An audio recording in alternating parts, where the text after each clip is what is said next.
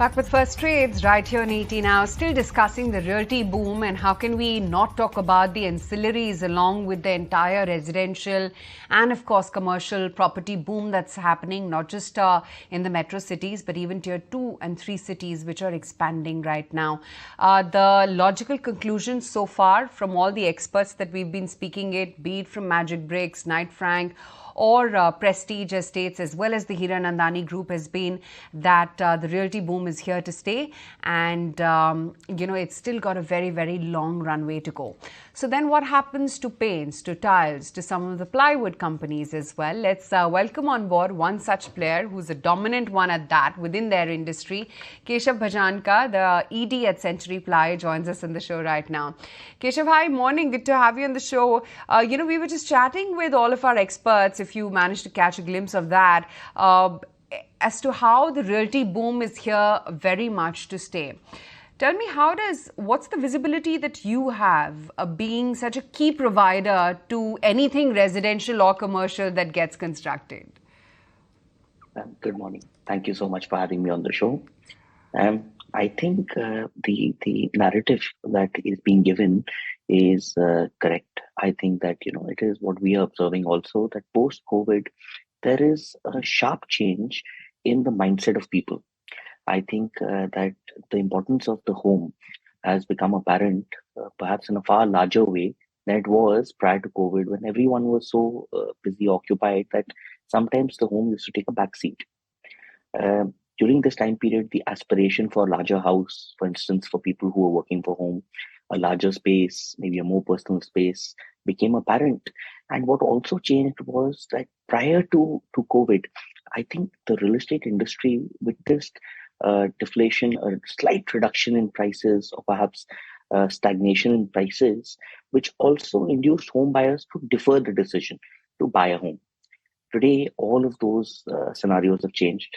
Today, the prices of housing, of residential real estate have increased substantially, and the trend is looking on the up. So there's no reason to defer the decision to buy a home.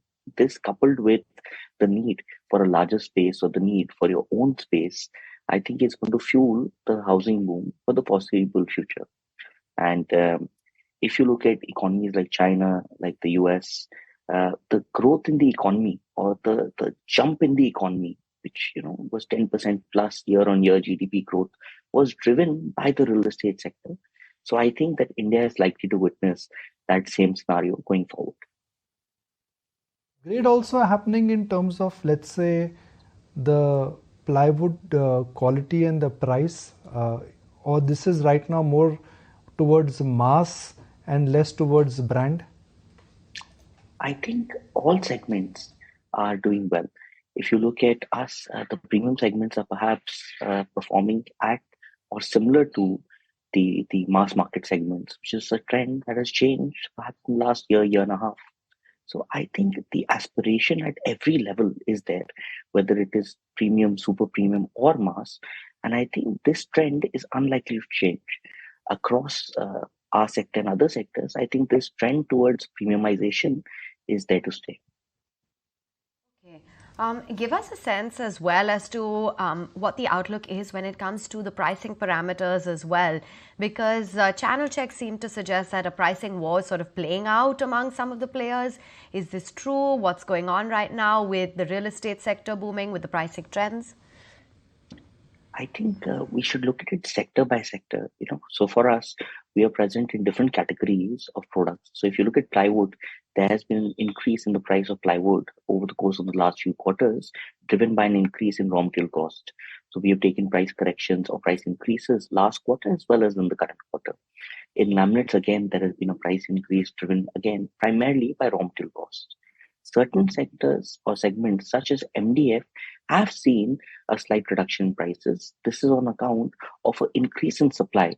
So the supply scenario has changed drastically, and over the course of the past year, substantial new capacity has been added. For instance, Century as a group has increased its capacity to almost 3x from where we were at the beginning of last year.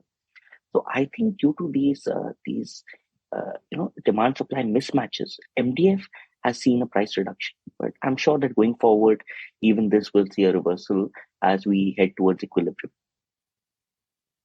Demand is coming from pure house upgrade. That does not get captured in the real estate demand per se, but house upgrade is something which is pretty normal now. I think, again, for us, the majority of our demand or a large chunk of our demand comes from new housing. And you're correct. Maybe, a fraction, 25 to 30% comes from renovations. So upgrade is a trend that is continuously taking place. But I think that the increase or the growth in the segment is going to be fueled by new housing, which is seeing a tremendous uptick. So both of these are going to benefit us. There's a question of which will benefit more. What is the trend in this organized versus unorganized segment? Something which you've told us in the past that you're benefiting from. I mean, the fact that we see your ads on the channel all the time, thank you very much. It is very clear that you are moving towards what could be called as a branded aspirational plywood buyer. How's that changed and how's that helping you? I think our objective has been, towards creating plywood as a branded aspirational product for decades now. But having said that, recently or post-COVID, you would have seen that there's a change in the mindset of the consumer. I think the value or the premium that is attached to quality in the minds of the consumer has increased substantially. Anyone who has faced an issue at their homes with regards to furniture, with regards to wardrobes, kitchens, etc., will be sure to invest in a branded product as compared to an unorganized product, which can let them down at critical times. And I think this change is only accelerating. Alongside that, changes in raw material costs, sharp increases in timber prices, all of these disruptions normally tend to benefit the organized sector. And I think this is playing out. Keshav, good to chat with you. Thanks very much for giving us your side of the story and telling us a little bit more about what the impact of the real estate space and the kind of boom that we're seeing is impacting CenturyPly. Tell you what, we'll take a very quick break, and the last